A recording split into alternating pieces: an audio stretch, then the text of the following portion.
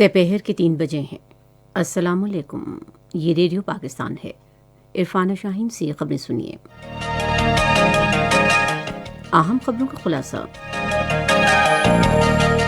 وزیراعظم نے کہا ہے کہ عوام کو صحت کی معیاری اور افضل سہولیات اور سماجی تحفظ فراہم کرنا حکومت کی اولین ترجیحات ہیں۔ سینیٹ الیکشن کے لیے کاغذات نامزدگی کل تک وصول کیے جائیں گے۔ قومی سلامتی کے مشیر نے کہا ہے کہ دوسرے ملکوں کے ساتھ تعلقات باہمی تعاون اور خطے میں امن کا حصول پاکستان کے اہم مقاصد ہیں۔ ملک میں گزشتہ 24 گھنٹے میں کرونا وائرس سے مزید 31 افراد جاں بحق اور 1404 افراد میں وائرس کی تشخیص ہوئی ہے۔ بھارت کے غیر قانونی زیر قبضہ جموں کشمیر کے علاقے سری نگر میں حکام نے 3 سابق کٹ پتلی وزرائے اعلیٰ کو گھروں میں نظر بند کر دیا ہے۔ اور پاکستان اور جنوبی افریقہ کے درمیان تیسرا اور آخری ٹی20 میچ آج لاہور میں کھیلا جائے گا۔ خبریں تفصیل کے ساتھ۔ وزیراعظم عمران خان نے کہا ہے کہ عوام کو صحت کی معیاری اور افضل سہولیات اور سماجی تحفظ فراہم کرنا حکومت کی اولین ترجیحات ہیں۔ انہوں نے ایک فیس بک پوسٹ میں کہا کہ صحت کارڈ کا نظام عام آدمی کو صحت کے حوالے سے تحفظ دے گا اور نظام صحت میں بھی انقلاب لائے گا۔ سینیٹ الیکشن کے لیے کاغذات نامزدگی کل تک وصول کیے جائیں گے۔ نئے شیڈول کے مطابق امیدواروں کی فہرست منگل کو جاری کی جائے گی اور کاغذات نامزدگی کی جانچ پڑتال اس ماہ کی 17 اور 18 تاریخ کو ہوگی۔ امیدوار کاغذات نامزدگی منظور یا مسترد کیے جانے کے خلاف اپیلیں رواں ماہ کی 20 تاریخ تک دائر کر سکیں گے اور ان اپیلوں کے نپٹانے کی حتمی تاریخ 23 فروری ہے۔ امیدوار اس ماہ کی 25 تاریخ تک اپنے کاغذات نامزدگی واپس لے سکتے ہیں، جبکہ سینٹ کی 48 نشستوں کے لیے ووٹنگ آئندہ ماہ کی 3 تاریخ کو پارلیمنٹ ہاؤس اسلام آباد اور 4 صوبائی اسمبلیوں میں ہوگی۔ قومی سلامتی کے مشیر ڈاکٹر معید یوسف نے کہا ہے کہ پاکستان کی بحری معیشت میں اربوں ڈالر کی صلاحیت موجود ہے، مگر ہم سمندر کے ذریعے صرف 20 کروڑ ڈالر حاصل کر رہے ہیں۔ آج کراچی میں ایک بین الاقوامی بحری کانفرنس سے خطاب کرتے ہوئے انہوں نے کہا کہ پاکستان کی میزبانی میں ہونے والی مشق امن مشق 2021 میں 45 ممالک شرکت کر رہے ہیں اور اس کا مقصد خطے میں امن کو فروغ دینا ہے۔ ڈاکٹر معید یوسف نے کہا کہ دوسرے ممالک کے ساتھ تعلقات باہمی تعاون اور خطے میں امن کا حصول پاکستان کے اہم مقاصد ہیں۔ انہوں نے کہا کہ پاک بحریہ بحری معیشت کی ترقی کے لیے دن رات کام کر رہی ہے اور ہمیں ساحلی سیاحت کو بھی فروغ دینا چاہیے۔ منصوبہ بندی اور ترقی اور خصوصی اقدامات کے وزیر اسد عمر نے کہا ہے کہ وفاقی حکومت کراچی میں ترقیاتی منصوبوں کی تکمیل کے لیے اپنی آئینی ذمہ داریوں سے بڑھ کر کوششیں کر رہی ہے۔ انہوں نے یہ بات آج کراچی میں کراچی میونسپل کارپوریشن کو 52 جدید فائر ٹینڈرز دینے کے حوالے سے تقریب میں اظہار خیال کرتے ہوئے کہی۔ وفاقی وزیر نے کہا کہ کراچی وہ شہر ہے جو پاکستان کو وسائل فراہم کرتا ہے اور وزیر اعظم عمران خان شہر کی ترقی میں ذاتی دلچسپی لے رہے ہیں۔ انہوں نے اعلان کیا کہ وفاق کے فنڈ سے green line bus rapid transport منصوبہ جولائی یا اگست میں فعال ہو جائے گا۔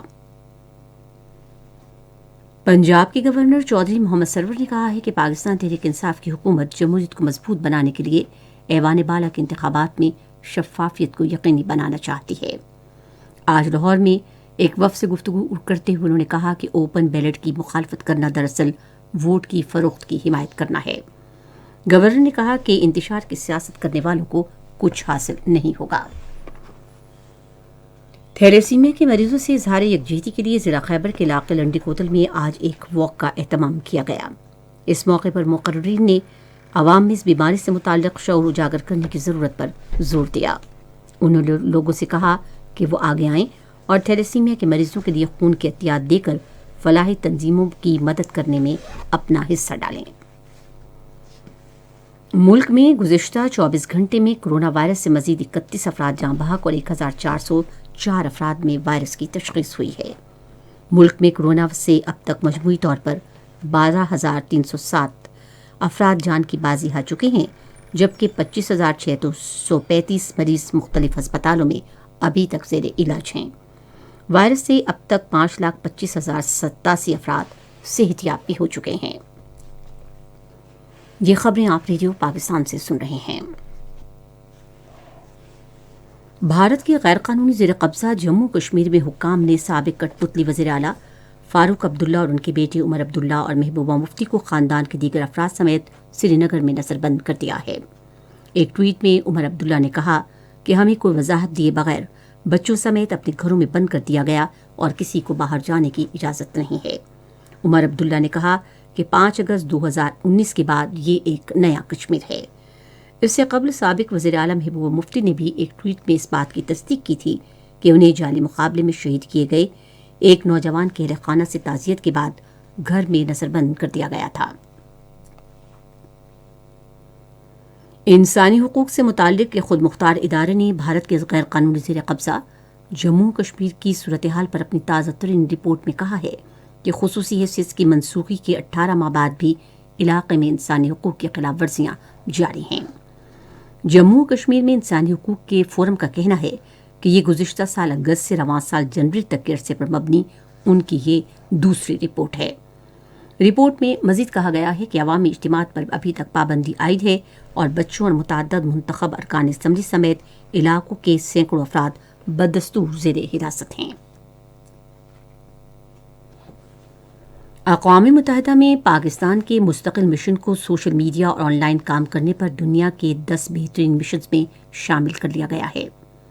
یہ بات جنیوا انٹرنیٹ پلیٹ فارم کی جانب سے #جنیوا انگیج کے ساتھ بتائی گئی۔ امریکہ کے صدر جو بائیڈن نے سینٹ کی جانب سے ڈونلڈ ٹرمپ کو مواخذے کی دوسری کارروائی سے بری کرنے کے بعد امریکیوں پر زور دیا ہے کہ وہ جمہوریت کا تحفظ کریں۔ ایک بیان میں انہوں نے کہا کہ کیپٹل ہل پر حملے پر ٹرمپ کے خلاف الزام کا مواد متنازع نہیں تھا اور جو لوگ سزا کی مخالفت کر رہے تھے وہ یہ بھی سمجھتے تھے کہ ڈونلڈ ٹرمپ نے اپنے فرائض سے کوتاہی برتی۔ ترک افواج نے انسدادی دہشت گردی کی ایک کارروائی کے دوران شمالی عراق میں گارا کے علاقے میں 48 کرد دہشت گردوں کو ہلاک کر دیا ہے، جن میں اس کے 2 اہم ارکان بھی شامل ہیں۔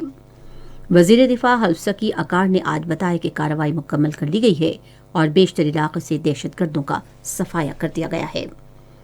انہوں نے اس بات کی بھی تصدیق کی کہ جائزے کے بعد پتہ چلا ہے کہ دہشت گردوں نے ترکی کے 13 نہتے باشندوں کو ایک غار میں شہید کر دیا تھا۔ میانمار میں فوجی بغاوت کے خلاف مظاہروں میں آج جاپان میں ہزاروں کی تعداد میں خاموش مظاہرین نے ٹوکیو کے مرکزی علاقے میں مارچ کیا۔